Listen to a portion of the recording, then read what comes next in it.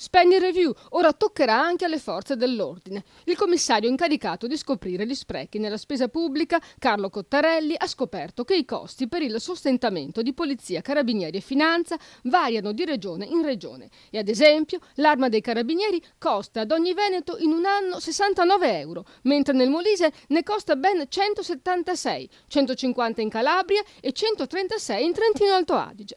Cottarelli si è chiesto perché e ha cominciato a lavorare pensando a sinergie tra i corpi. Anche ieri in Senato ha citato l'esempio francese dell'accorpamento di gendarmerie e polizia, facendo tornare prepotentemente l'idea di unificare l'arma e la polizia di Stato.